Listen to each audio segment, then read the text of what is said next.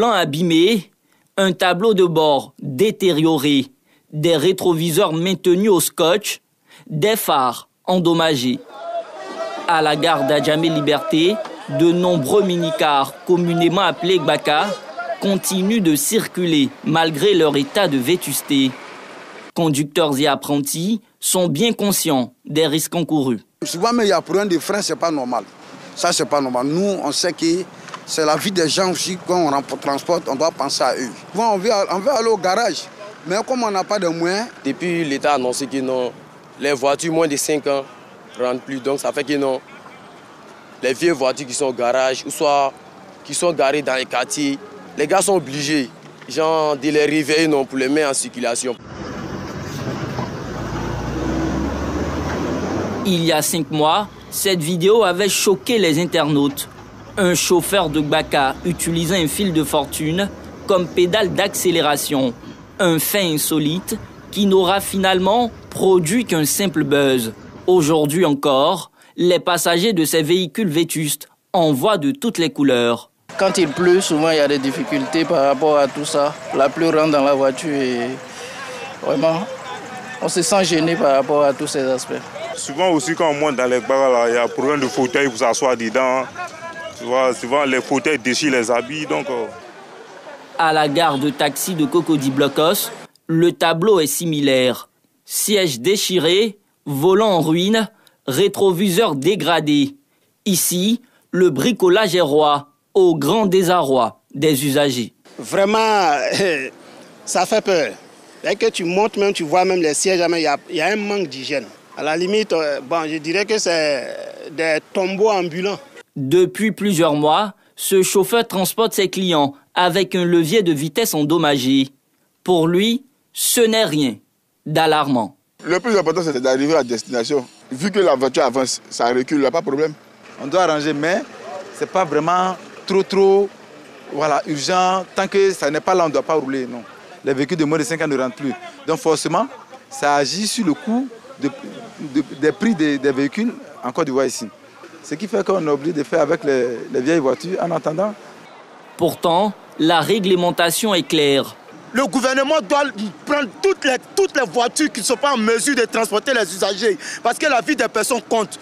Donc quand on voit une voiture qui n'est pas dans les règles, fourrière. En tant que consommateur, c'est pas toujours agréable d'être dans ce genre de véhicule-là parce que parfois, il y a des problèmes de sécurité qui se posent. Il faut quand même réglementer ça. Il y a des véhicules qui doivent quand même respecter une certaine norme. Chaque véhicule de transport doit passer la visite technique tous les 6 mois. Alors, comment ces engins défaillants parviennent-ils encore à circuler? Nous avons posé la question au directeur des transports terrestres. Malheureusement, on constate en circulation sur les voies publiques des véhicules qui visiblement ne devraient pas disposer de visites techniques. Mais toujours est-il que sur le terrain, au regard des informations que nous avons, beaucoup de conducteurs essaient d'échapper au contrôle routier. Certains, avec certaines complicités, ça, il faut le dire, il y a des sites de visite technique que nous allons fermer. Donc, si ça se trouve que des véhicules ont pu obtenir des visites techniques sans que le véhicule ne soit présenté ou malgré les défaillances de ce véhicule-là, si l'opérateur a délivré des certificats de visite technique, l'opérateur peut être sanctionné. Au-delà du risque sécuritaire, ces véhicules vétustes amplifient aussi la pollution de l'air, dégradant un peu plus la qualité de l'atmosphère dans la capitale économique ivoirienne. L'Éthiopie s'apprête à accueillir la COP32 en 2027. Les pays ont donné leur accord de principe pour que l'édition 2027 du sommet des Nations Unies sur le climat se tienne dans ce pays d'Afrique de l'Est. Cette décision doit encore être officiellement adoptée par l'ensemble des nations durant la COP30 qui se termine le 21 novembre au Brésil, ce qui ne devrait être qu'une formalité. L'Éthiopie est aujourd'hui l'un des pays les plus touchés par la déforestation au monde. Les forêts recouvraient 35 à 40% du territoire il y a un siècle. Depuis lors, ce taux est tombé à 2 à 4%, notamment du fait des plantations de café qui se sont étendues à la fin du XXe siècle et au début du XXIe siècle. En cas de confirmation, le pays hôte de la COP32 sera donc désigné avant celui de la COP31. L'Australie et la Turquie sont toutes les deux en lice pour accueillir le sommet de 2026. L'Australie ayant présenté sa candidature en partenariat avec les îles Pacifiques, considérées comme l'une des régions les plus vulnérables au changement climatique. Les sommets de la COP tournent entre les différentes régions du monde.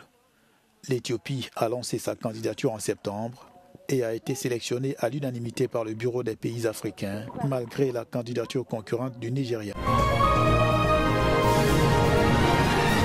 20 ans de prison ferme et 100 millions de francs CFA d'amende, c'est la peine prononcée par la Cour criminelle spécialisée de Libreville à l'encontre de l'ex-première dame du Gabon, Sylvia Bongo Ondimba, et de son fils aîné, Noureddine Bongo Valentin. Après 2 jours de procès tenus en leur absence, les 2 accusés ont été reconnus coupables d'un ensemble d'infractions, parmi lesquelles le détournement de fonds publics, le recel, l'usurpation de fonctions, la corruption active, le blanchiment de capitaux ou encore l'association de malfaiteurs. 10 anciens collaborateurs du clan Bongo, également arrêtés après le coup d'État d'août 2023, comparaissent encore devant la même juridiction. Ils sont poursuivis pour les mêmes chefs d'accusation. Sylvia Bongo et son fils, installés à Londres, ne se sont pas présentés à l'audience. Leur avocat dénonce un procès mené dans des conditions qui, selon eux, ne garantissent pas un jugement équitable. Une plainte avec constitution de partie civile avait été déposée en France en mai 2024 par Ali, Sylvia et Noureddine Bongo, qui possèdent la nationalité française.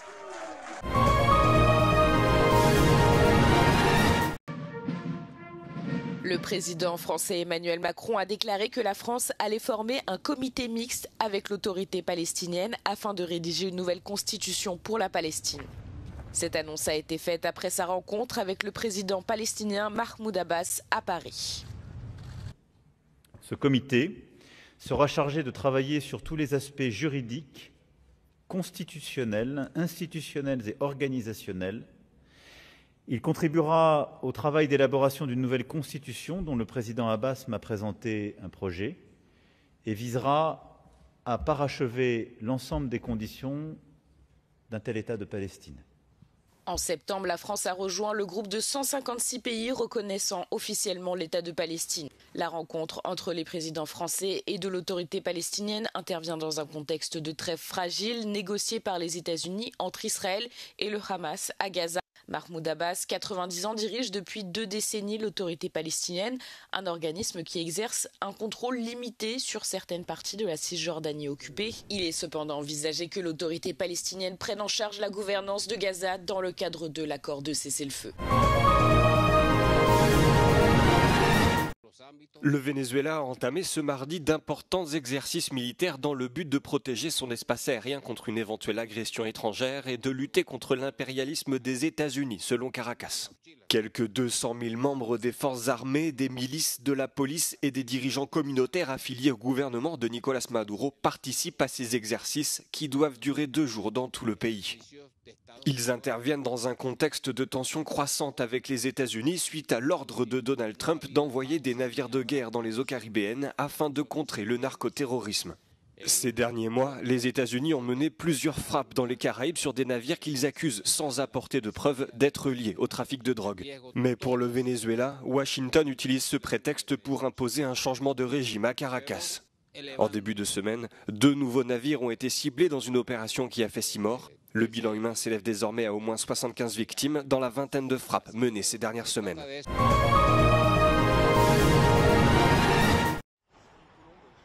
L'Europe a célébré mardi le jour de l'armistice qui marque la fin de la Première Guerre mondiale. À Paris, Emmanuel Macron a salué tous ceux qui sont morts pour la France. La commémoration qui s'est déroulée en 3 temps comprenait un dépôt de gerbes, une sonnerie aux morts et 1 minute de silence sous l'Arc de Triomphe où le président a ravivé la flamme du soldat inconnu. Au Royaume-Uni, où le jour de l'armistice est connu sous le nom de Remembrance Day, des cérémonies de dépôt de gerbes ont eu lieu à travers le pays. La reine Camilla a déposé une couronne à la gare de Paddington à Londres, tandis que Kate, princesse de Galles, a fait de même lors d'une cérémonie au National Memorial Arboretum dans le Staffordshire.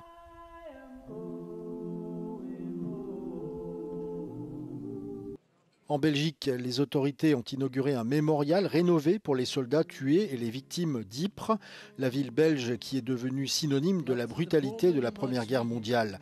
Plusieurs communes de la région de Bruxelles-Capitale ont également organisé des cérémonies commémoratives. De 1914 à 1918, les armées de la France, du Royaume-Uni, de la Russie, de l'Italie et des États-Unis ont combattu une coalition comprenant l'Allemagne, les empires austro-hongrois et ottomans. La guerre a causé la mort de près de 10 millions de soldats, dont beaucoup ont été enterrés dans des tombes anonymes, et de millions de civils.